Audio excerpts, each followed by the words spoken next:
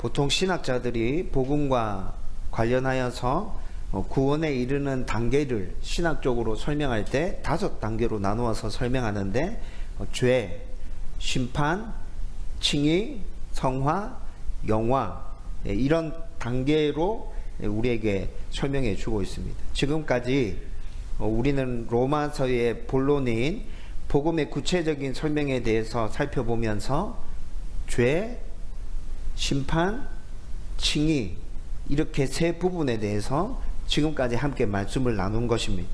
이를 간단하게 정리하면 이 세상의 모든 사람은 죄를 범해서 하나님의 심판 가운데 죽음을 맞이해야 하는 그런 상황 가운데 놓이게 되었습니다. 그런데 이런 인간을 구원해 주시기 위해서 하나님은 인간의 죄에 대한 대속 제물로 완벽한 조건을 다 갖추신 독생자이신 예수님을 이 땅에 보내주셨고, 또 예수님이 인간의 죄에 대해서 모든 형벌을 다 짊어지고 대신 십자가에서 그 형벌을 충분하게 감당해 주심으로 인해서 우리가 구원받을 수 있는 길이 열리게 되었죠.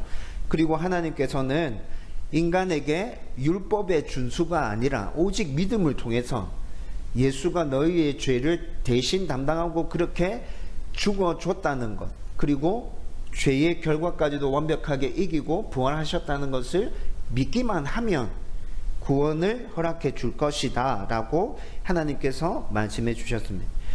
여러분, 로마서 1장부터 시작해서 5장까지 우리가 쭉 말씀을 살폈잖아요. 여러분, 그 5장의 복음에 대한 설명 가운데 이렇게 3단계에 걸친 아주 구체적인 설명들이 담겨져 있었습니다. 여러분, 바울은 유대인과 복음을 거부하는 유대인과 또 복음을 받아들이지 않으려고 하는 이방인들에게 이 3단계를 선제적으로 질문을 던지고 그들이 의문을 품을 수 있는 것, 그리고 그들이 반론을 제기할 수 있는 그 질문들에 대해서 먼저 질문을 던져놓고 그 질문에 하나하나 답하면서 쭉 지금까지 설명해 온 것이잖아요. 이제부터 6장부터 8장까지의 말씀은 이제 4번째 단계인 성화의 단계에 대해서 굉장히 길게 설명해 주고 있습니다. 여러분, 이 세상에 살아가고 있는 성도들, 구원받은 성도들은 예수님을 믿고 구원받았다고 해서 바로 천국에 가는 것이 아니고 이 세상에서 삶들을 계속 살아가야 하죠. 구원받고 난 이후에도 세상에서 하나님께서 각자 허락하신 그 삶들을 살아가면서 하나님의 자녀답게 점점 변화되어져 가야 되고, 또 이를 통해서 하나님께 영광을 올려드려야 되고, 사단이 최후 발악을 하고 있는 이 세상 곳곳에 우리는 하나님의 자녀로서 하나님의 나라를 세워 가야 합니다. 그리고 썩어질 몸이 죽고 난 이후에 천국에 가게 되는 것이죠. 여러분, 구원받은 성도들이 이 세상에서 하나님의 자녀로서 이렇게 살아가는 모든 과정을 성경에서는 성화의 과정이라고 말하고 있습니다. 성화의 과정. 성화라는 말은 하나님의 자녀답게 변화되고 거룩해져 간다 라는 의미인 거죠. 그런데 성화의 과정에 대해서도 복음을 거부하는 유대인들과 이방인들이 여러 반론들을 계속 제기하고 있습니다. 그리고 복음을 거부하는 자들 뿐만이 아니라 복음을 받아들이고 하나님의 자녀가 된 자들까지도 성화의 과정에 대해서 오해하고 있는 사람들이 있어요. 이런 오해들을, 그리고 거부하는 이런 거부들을 다 걷어내기 위해서 바울은 6장에서 8장까지 아주 길게 성화에 대해서 설명해 주고 있습니다. 이 역시도 바울은 질문을 던지고 그리고 그 질문에 대해서 구체적으로 답하면서 성도들의 성화의 삶은 이런 것이야 얘기해 주고 있죠. 오늘 읽었던 이 말씀을 가지고 이제 성화의 삶에서 가장 중요한 부분을 여러분들과 함께 말씀을 나누려고 합니다. 이 말씀을 나누고 난 다음에 저와 여러분들이 정말 하나님의 자녀답게 이 세상에서 성화의 삶을 살아갈 수 있기를 주님의 이름으로 축원드립니다. 오늘 본문 1절 말씀에 나타나는 것처럼 바울이 또 질문 던지고 있죠. 질문을 던지고 그에 대한 답을 하면서 성화의 과정을 쭉 설명하고 있는데, 바울이 던진 질문이 뭡니까? 1절에 보면 더 큰 은혜를 누리기 위해서 죄 가운데 계속 거할 것인가? 지금 바울이 이렇게 물었습니다. 여러분, 바울이 왜 이런 질문을 던지고 있는 줄 아세요? 바울이 지금 6장 1절을 시작하면서 성화에 대해서 설명하려는 시점에서 왜 이 질문을 또 던지고 있냐면, 지난주 말씀에서 우리가 살펴봤는데 로마서 5장 20절 말씀에서 바울이 어떻게 사람들에게 이야기했냐면, 율법은 죄를 선명하게 드러내고 죄가 선명하게 드러난 그곳에 하나님의 은혜는 더 크게 임해. 로마서 5장 20절에서 바울이 이렇게 얘기했단 말이에요. 여러분, 그런데 이 이야기를 들은 사람들이, 그들 중에는 두 부류로 나누어지죠. 복음을 거부하고 받아들이지 않으려는 사람들, 그리고 복음을 받아들였음에도 불구하고 바울이 한 5장 20절에 그 이야기를 오해하는 사람들, 이렇게 두 부류로 나눠질 수 있는데, 여러분, 바울이 이야기한 5장 20절의 말씀을 어쨌든 들었던 사람들 중에 복음을 거부하는 유대인과 이방인들 가운데, 그래, 그렇지, 그러면 율법을 지킬 필요는 전혀 없는 거잖아, 이런 반론을 또 제기하는 거예요. 여러분, 로마서 3장 말씀을 살펴보면서 바울은 이 세상에 살고 있는 모든 사람들은 죄인이라고, 정죄받아 마땅하다고 이미 선포했거든요. 그런데 그 선포에 대해서 그 이야기를 받아들이고 싶지 않은 사람들이 계속 핑계거리를 댔어요. 이런 경우에는 어떻게 하노? 이런 경우에는 어떻게 하노? 이런 상황에서는 네 말이 틀린 거 아니가? 이렇게 계속 반론을 제기하는데, 그 반론들 중에 하나가 오직 믿음으로 구원을 받는다면, 우리는 모두 다 죄인이고 오직 믿음으로 구원받는다면 그러면 우리는 율법 지킬 필요가 없는 거잖아. 우리 마음대로 살면 되지, 왜 율법을 지키면서 살아야 되는데, 왜 착하고 정직하게 살아야 되는데. 여러분, 이런 반론들을 제기했었단 말이에요.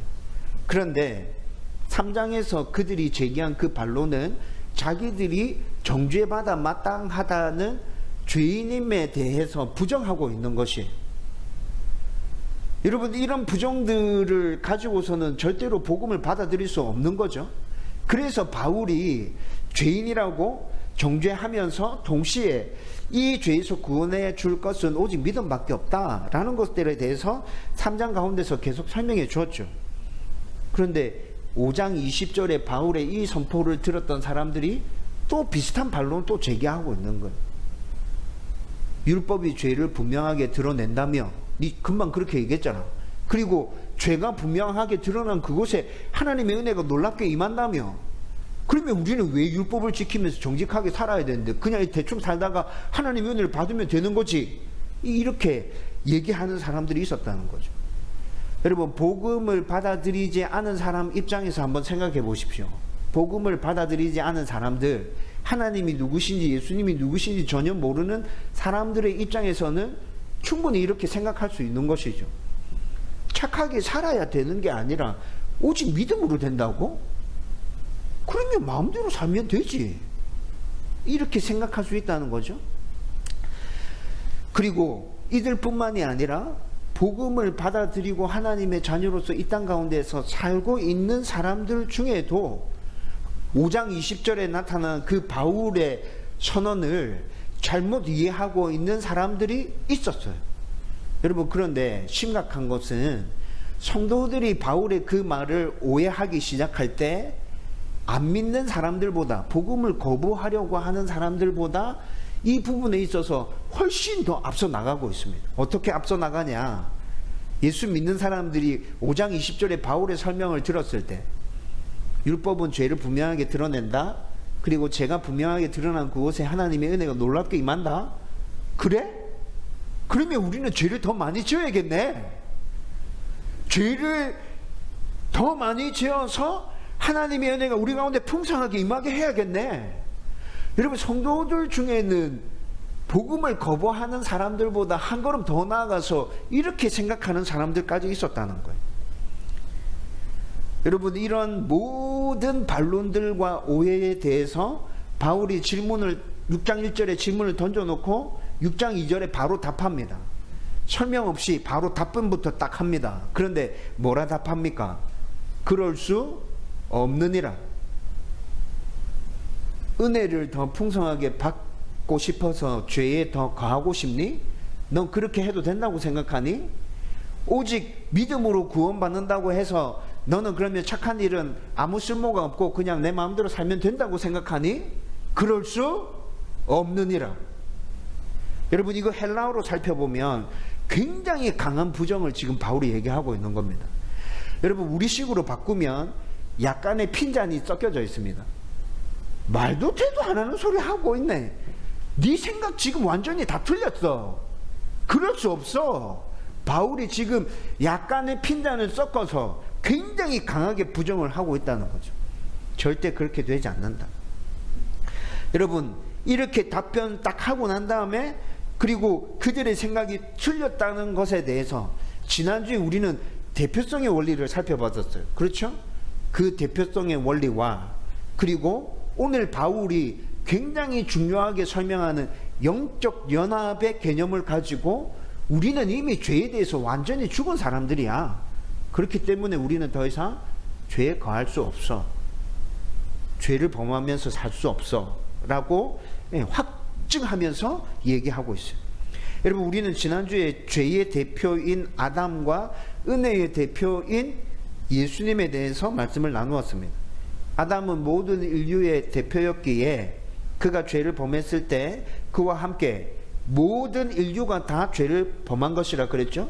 그래서 아담의 후손으로 태어나는 사람들은 죄의 본성을 지니고 있고, 누군가가 죄 짓는 것에 대해서 가르쳐 주지 않아도 자아의식이 조금씩 생겨날 때부터, 말하기 시작할 때부터 자연스럽게 성경에서 하지 말라는 그 죄들을 범하면서 살아가게 됩니다.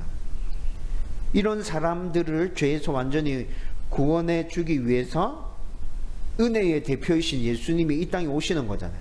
우리를 구원할 수 있는 완벽한 자격 요건을 다 갖추시고 이 땅에 오셨고, 사람들이 죄에 대해서 받아야 될 그 형벌을 예수님께서 다 짊어지셨고, 그래서 십자가에서 남음이 있을 정도로 충분히 그 형벌에 대해서 다 값을 치르시고, 여러분, 우리 가운데 놀라운 은혜를 베풀어 주셨죠. 하나님께서는 이렇게 예수님이 행하신 모든 일들을 바라보고 계시면서 우리에게 말씀하십니다. 믿기만 해라. 봐라, 예수가 너희의 죄를 위해서 이 모든 일들 다 했다. 너희는 그냥 믿으면 돼. 라고 말씀하고 계시죠. 여러분, 그렇게 믿음으로 받아들일 때 지난주에 나누었던 그 대표성 원리에서 믿음으로 받아들이는 자들의 신분이 완전히 바뀐다 그랬어요. 사단의 종로 사고 있던 사람들이 믿음을 통해서 어떻게 된다고요? 하나님의 종이 된다 그랬어요? 사단의 종이었으면 믿고 난 다음에 하나님의 종으로 넘어와야 뭔가 맞는 것 같죠? 근데 지난주 말씀에 어떻게, 우리 신분에 대해서 어떻게 얘기하고 있었어요? 믿으면 사단의 종에서 하나님의 종이 되는 게 아니라 하나님과 함께 너희는 왕으로서 이 세상을 다스리고 통치하게 될 것이야. 여러분, 우리 신분이 완전히 달라진다고 얘기해 주고 있었어요. 그런데 바울의 이 선포를 쭉 다 듣고 난 사람들이 앞서 언급했던 것처럼 반론을 제기하고 오해하는 사람들이 생겨났다는 거죠. 그래서 그들의 그 반론과 오해에 대해서 바울은 대표성의 원리와 함께 영적 연합이라는 것을 설명하면서 죄에 완전히 죽은 사람들이야, 우리는. 그렇게 설명해 주고 있어요. 여러분, 보통 사람들은 죽음을 굉장히 두려워합니다. 죽음을 왜 두려워할 것 같습니까? 여러분, 고민해 본 적 있나요? 사람들이 왜 죽는 걸 두려워하지? 보통 사람들이 죽음을 두려워하는 이유는 죽으면 모든 것이 끝난다고 생각하기 때문에 그렇습니다. 죽으면 진짜 모든 게 끝나죠.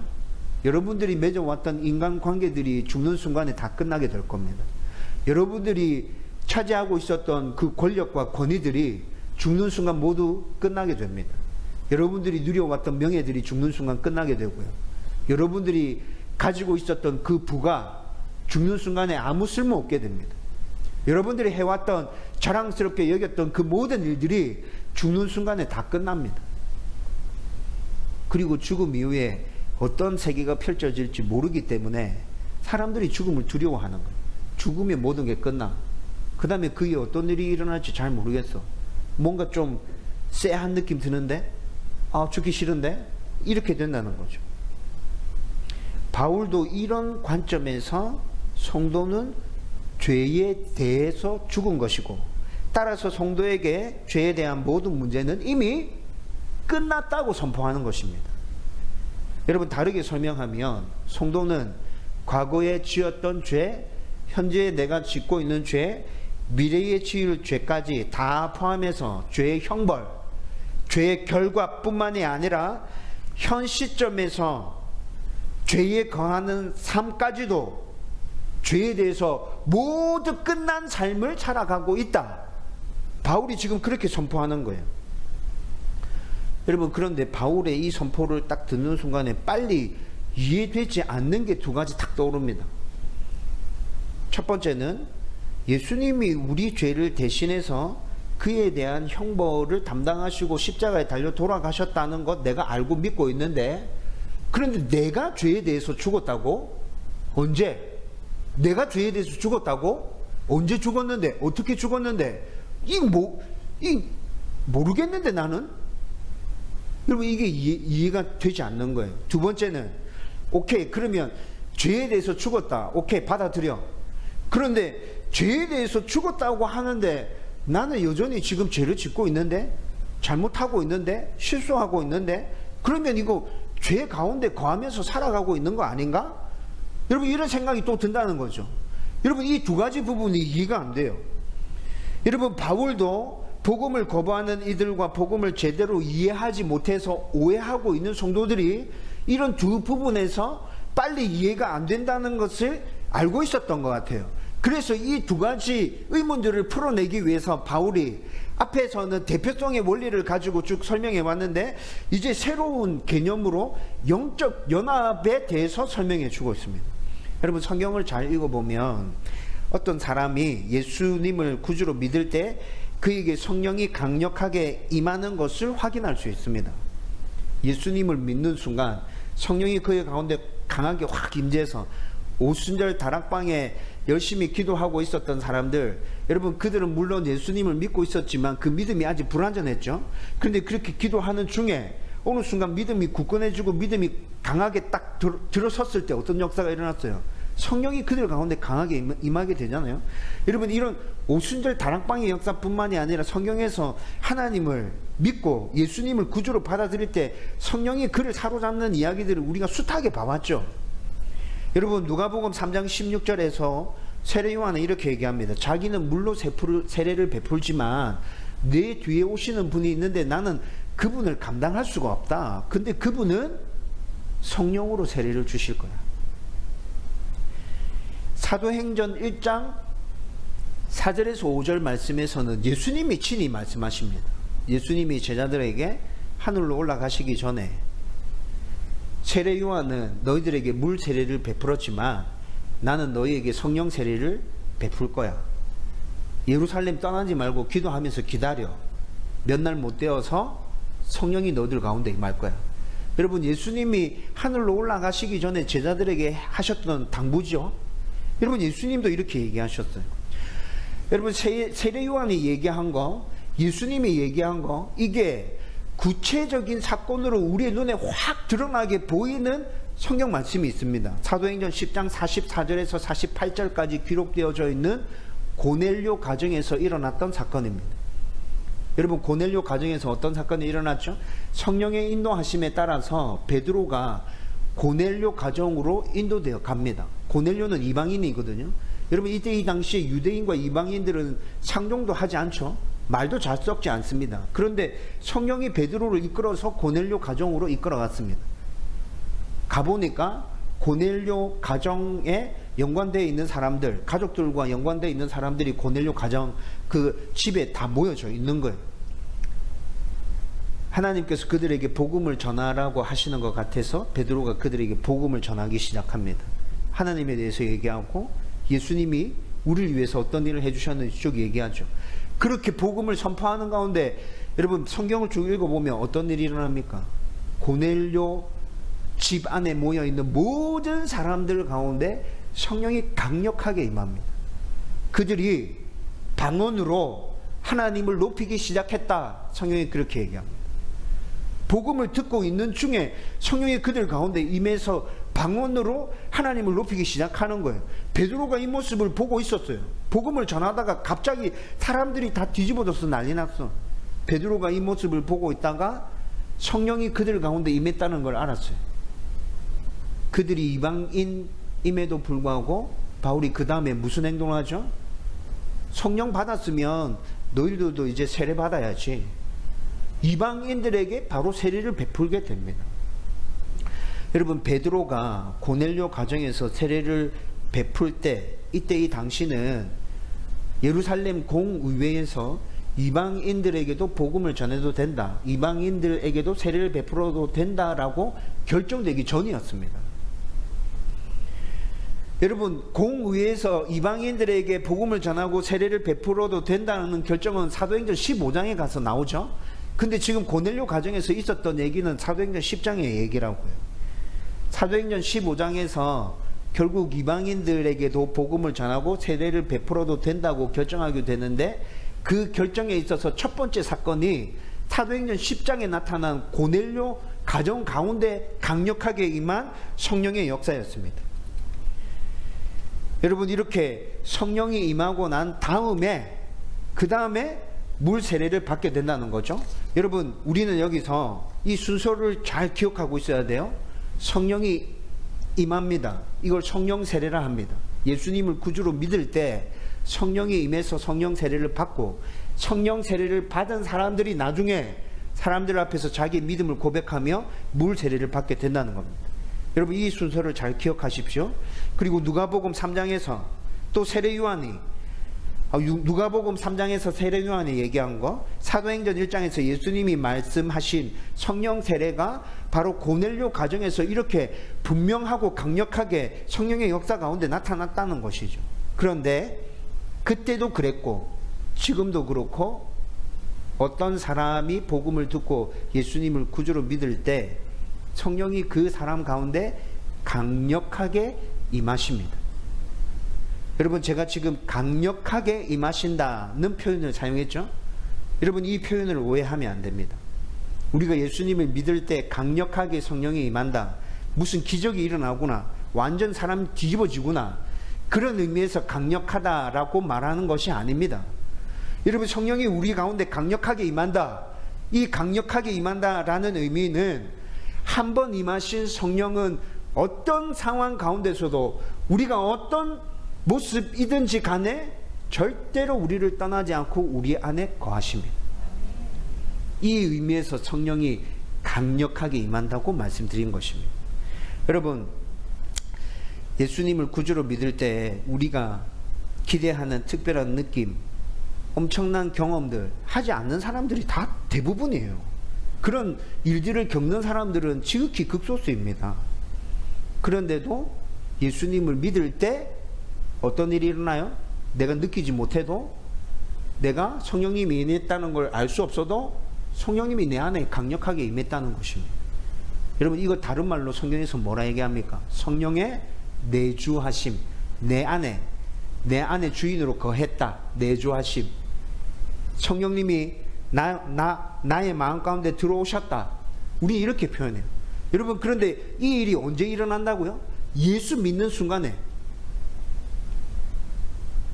말로 표현하지 않아도 내 마음에 예수님이 구주가 맞구나, 하나님이 내 아버지가 맞구나, 딱 믿어지는 순간에 성령이 강력하게 내 안에 이렇게 들어오신다는 거예요. 여러분, 이렇게 성령이 내 안에 들어오시면 나와 성령은 어떻게 되는 겁니까? 하나가 되는 겁니다. 하나가. 근데 우리 성령님은 이미 삼위일체 하나님이시잖아. 그렇죠?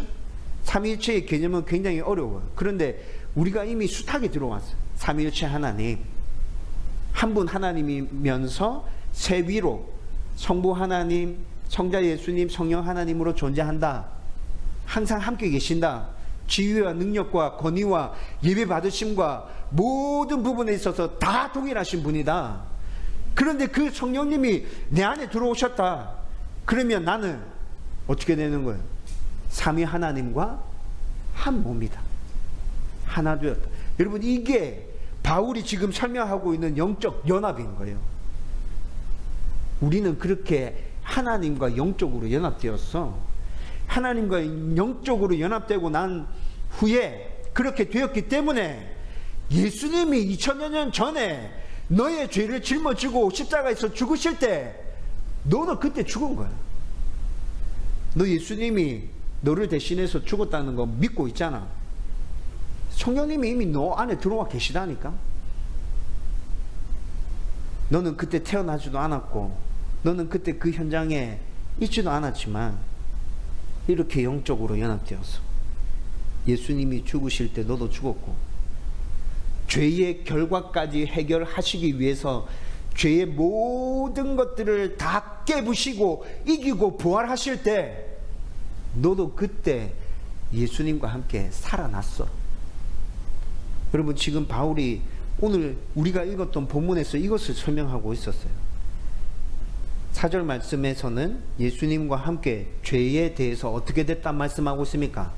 장사되었다 이렇게 얘기합니다. 여러분, 장사되는 게 뭐죠? 죽고 난 다음에 사람을 우리식으로 표현하면 사람을 땅에 파묻는 거죠. 화장시켜서 몸을 완전히 태우는 거잖아요. 이게 장사죠. 여러분, 장사까지 진행되면 우리는 어떻게 받아들입니까? 완벽하게 죽고 끝났다. 이제 저 사람 이 세상 사람 아니야. 이제 끝났어. 여러분, 이렇게 되는 거죠. 근데 바울이 지금 4절에서 어떻게 얘기하고 있다고요? 죄에 대해서 죽고 장사되었다. 여러분, 이게 무슨 말이에요? 죄에 대한 문제는 이미 다 끝났어. 너희들 가운데 죄에 대한 문제는 이미 다 끝났어. 여러분, 지금 4절에서 이 얘기를 하는 거예요. 그리고 4절 뒷부분에 가보면 예수님과 함께 죄에 대해서 그렇게 죽고 끝난 게 아니라 예수님과 함께 죄에 대해서 죽었듯이 죄의 결과까지 다 깨부시고 예수님이 다시 부활하실 때 우리도 그 예수님과 함께 새로운 신분으로 다시 태어난 거야. 하나님의 자녀 된 거야. 이게 영적 연합이야. 그래서 너희는 죄에 더 이상 거할 수 없어. 왜? 죄에 대해서 이미 끝났다고. 여러분, 지금 바울이 이걸 설명하고 있는 거죠. 10절 말씀에 가보면 5절, 6절, 7절, 8절 계속 이 부분에 대해서 바울이 계속 비슷한 말을 계속 반복해 가면서 계속 설명하고 있습니다. 10절 말씀에 가보면 이렇게 또 설명합니다. 죄에 대해서 죽은 예수님은 딱 한 번 죽으셨다. 딱 한 번 죽으셨다. 여러분, 여기서 우리가 주목해서 봐야 될 단어가 동사인데, 여러분, 헬라어로 죽으셨다 이 동사를 헬라어로 살펴보면 과거 완료 시제로 표현되어 있습니다. 과거에 완료된 일, 끝난 일. 근데 예수님이 딱 한 번 죽으셨는데 그 일은 과거에 한 번으로 딱 끝났대요. 여러분, 이거 무엇을 얘기해 주는 건 줄 아세요? 예수님이 십자가에 죽을 때 죄와 관련된 모든 문제는 그때 끝났어. 너희들도 그때 예수님과 같이 죽었고 너희들의 죄 문제도 그때 끝났어. 다시 반복될 필요도 없어. 단 한 번으로 좋게. 여러분, 그 얘기를 하고 있다는 거죠. 그리고 난 다음에 10절 뒷부분에 다시 살아난 것에 대해서 얘기하고 있는데, 살아났다, 예수님이 부활하셨다, 살아났다는 것을 헬라어로 동사로 살펴보면 여러분, 이거 현재 시제로 쓰여져 있어요. 여러분, 앞에 죽었다는 건 과거 완료 시제로 써여져 있다 그랬죠. 근데 살아난 건 어떤 시제로 써여져 있다고요? 현재 시제로 써여져 있어요. 이게 무엇을 또 얘기하는 거예요? 예수님이 우리 죄에 대해서 모든 것들을 다 해결하고 난 다음에 살아나신 그 은혜는 지금 현재에 계속 새롭게 너희들 가운데 임하고 있어. 죄의 문제는 이미 끝났고 하나님의 은혜는 날마다 새롭게 우리 가운데 날마다 임하고 있다고요. 영적 연합이 이런 거예요. 여러분, 이렇게 바울이 설명해 주고 있어요. 그래서 바울이 얘기합니다. 너희들은 더는 죄 가운데 거할 수 없어.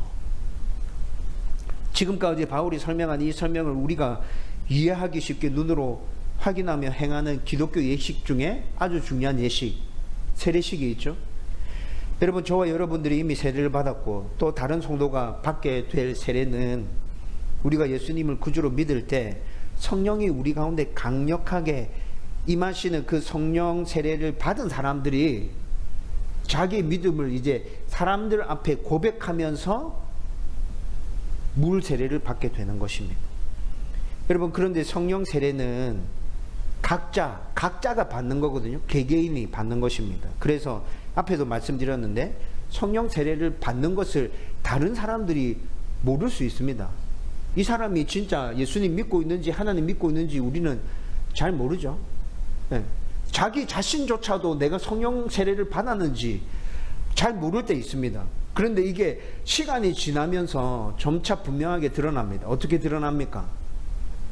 예전에는 이런 고백들이 선뜻 되지 않았는데 어느 순간부터 하나님은 나의 아버지십니다. 예수님이 내 구주십니다.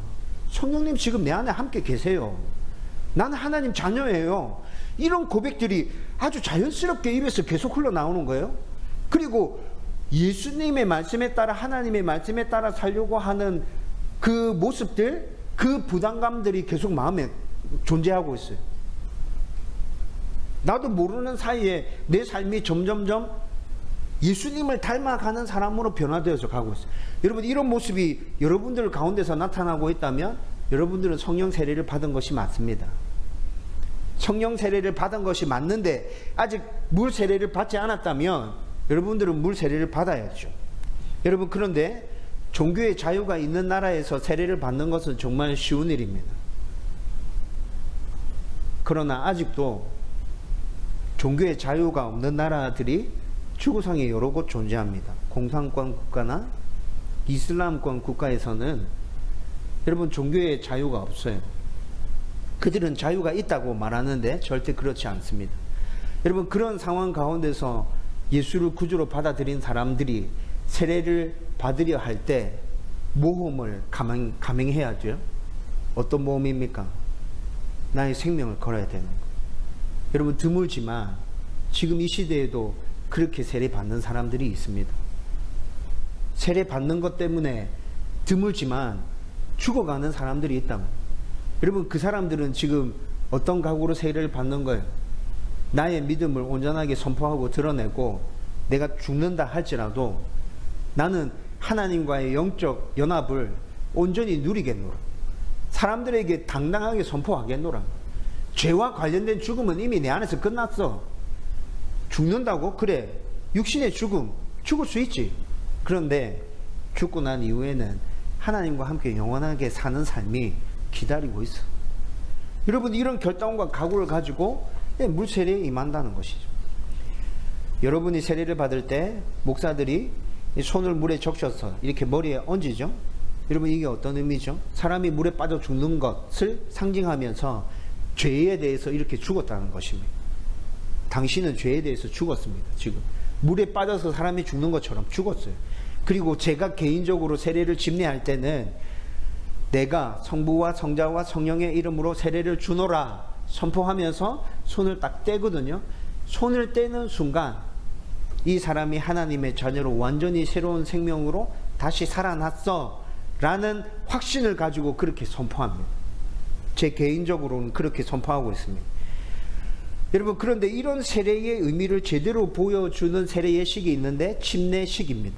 침례식은 침례교회에서 주로 행하거든요. 제가 20년 전에 시카고 윌로크릭 교회에 간 적이 있었습니다. 시카고 윌로크릭 교회는 침례교단입니다. 그래서 그 교회에서 세례식이 행해질 때는 전부 다 침례식으로 행해지는데 그 교회의 앞마당에 엄청나게 큰 호수가 있습니다. 세례식을 거기서 행하는 거죠. 빌 하이베스 목사님, 굉장히 친한 친구가 세례 받는 영상을 촬영해서 저희들이 갔을 때 예배 시간에 그 영상을 보여주더라고요. 하이베스 목사님이 자기 친구를 물속에다가 이렇게 머리를 꾹 눌러서 집어넣었어요. 한 3초, 4초 정도 있다가 끄집어냈어요. 끄집어냈는데 하이베스 목사님 친구가 얼굴에 묻어있는 물을 이렇게 닦고 난 다음에 굉장히 밝고 환한 표정으로 두 사람이 거기서 포옹했습니다. 완전 어떻게 말로 설명할 수 없는 미소를 머금고 두 사람이 그 호수 가운데서 끌어안고 기뻐하고 즐거워하고 완전 난리 났어요. 그 영상을 제가 봤죠. 와, 저렇게 세례 줄 수 있으면 진짜 좋겠다. 여러분, 물속에 들어갔을 때가 죄에 대해서 죽었다는 것을 분명하게 의미하는 거죠. 3초, 4초 뒤에 다시 물속으로 빠져나왔을 때 하나님의 자녀로서 너는 지금부터 새로운 삶을 살아가는 거야. 여러분, 그 하이레스 목사님 친구한테 분명한 의미로 다가왔을 거예요. 나는 새로운 사람이구나. 정창훈 선교사님이 케냐에서 사역할 때 얕은 강가에서 케냐 원주민들 그렇게 세례 주는 사진 페이스북에 올라온 적이 있어요. 제가 그것도 봤었어요. 꼭 침례 교단만 침례식으로 세례를 침례하는 게 아니에요. 우리도 침례식으로 세례를 침례할 수 있어요. 저는 언젠가 우리 교회에서 침례식으로 세례가 진행되는 그날을 소원합니다. 모든 성도들과 함께 세례의 의미가, 영적 연합의 의미가 무엇인지 제일 정확하게 보여주는 그 세례를 침례하면서 같이 은혜를 나누었으면 좋겠어요. 이렇게 성도는 우리의 은혜의 대표이신 예수님이 우리의 죄를 대신해 죽고 부활하셨음을 믿을 때 성령의 역사로 그분과 영적으로 연합하여서 예수님과 함께 죽고 함께 부활한 것이 되기에 이제는 더 이상 죄 아래 묶여있지 않다고요. 죄에 과할 수 없게 되었습니다. 그래서 믿음으로 구원받는 것이면 율법 지키지 않아도 되겠네. 하나님의 은혜를 더 풍성하게 누리기 위해서 더 많은 죄를 범해야 되겠네 라고 주장하는 그 사람들은 지금 하나님에 대해서, 대표성의 원리에 대해서, 영적 연합에 대해서 제대로 이해하지 못하고 그냥 세상적인 지식 가지고만 그렇게 얘기하고 있다는 거예요. 여러분, 저와 여러분들이 하나님 정말 제대로 믿고 있습니다. 분명한 신앙 고백을 하고 있습니다. 여러분, 그렇게 하고 있는 상황이라면 여러분들 같으면 이 상황에서 어떻게 생각할 것 같습니까? 내가 온전한 믿음의 고백을 하고 있고 하나님이 어떤 분이신지 제대로 알고 있고 복음을 잘 이해하고 있다면 저는 이런 상황 가운데서 어떻게 하면 하나님의 은혜와 사랑에 더 보답할 수 있을까? 오직 믿음으로 구원받기 때문에 율법 지킬 필요가 없겠네, 이 생각이 아니라 내가 그 은혜를 받았다면 어떻게 하면 나는 그 하나님의 은혜와 사랑에 보답할 수 있을까? 어떻게 하면 하나님의 말씀에 온전히 순종하기 위해서 더 몸부림칠 수 있을까?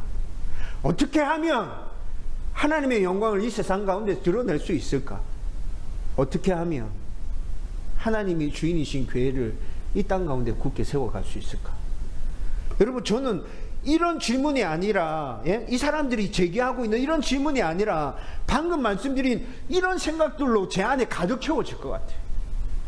어떻게 하면 저와 여러분들이 하나님에 대한 이해와 복음에 대한 이해와 영적 연합에 대한 이해를 제대로 바탕에 깔고 어떻게 하면 하나님을 더 영화롭게 할 수 있을까에 집중하는 성도들이 되기를 주님의 이름으로 축원드립니다. 여러분, 이제 말씀을 정리하려고 합니다. 다시 분명하게 선언하는데, 저와 여러분들은 성령의 역사로 하나님과 영적으로 연합하여서 죄에 대해서 죽었고 의에 대해서 살아서 하나님의 자녀로서 지금 이 세상을 살아가고 있습니다. 따라서 현재 우리의 삶에서 죄를 범하고 실수하고 잘못하고 있다고 해도 우리는 죄에 거하는 삶을 살아갈 수 없습니다. 죄에 거하는 삶을 살아갈 수 없습니다. 그러면 목사님, 지금 짓고 있는 죄에 대해서는 어떻게 해야 되죠? 지금 내가 죄를 범하고 있구나, 잘못 살고 있구나, 실수하고 있구나 라는 생각이 드신다면 그것들을 가지고 하나님 앞에 나가십시오. 잘못했다고 말씀하십시오. 하나님께서 은혜를 베풀어 주심으로 말미암아 깨끗하게 씻어달라고 말씀하십시오. 그렇게 나아가는 자들에게 하나님께서 정결케 하시는, 깨끗게 하시는 은혜를 다시 허락해 주시겠다 말씀하고 계십니다. 여러분, 우리는 날마다 그렇게 죄에 대해서 몸부림치는 삶을 삶으로 더 이상 나는 죄 안에 거하는 자가 아니라는 것을 계속 드러내면서 살아야 된다는 것이죠. 이게 성화의 삶입니다. 저와 여러분들이 이 몸부림을 제대로 해가고 있다면 우리는 점점 예수님 닮은 모습으로 변화되게 될 것입니다. 우리의 그 모습을 통해서 하나님 영광 받으시고 기뻐할 것입니다. 세상 가운데 하나님 살아계신 것과 하나님 우리의 주인이신 것과 하나님 지금도 다스리고 통치한다는 것을 안 믿는 사람들에게도 보여줄 수 있을 것입니다. 저와 여러분들이 이런 삶을 살아갈 수 있기를 주님의 이름으로 축원드립니다.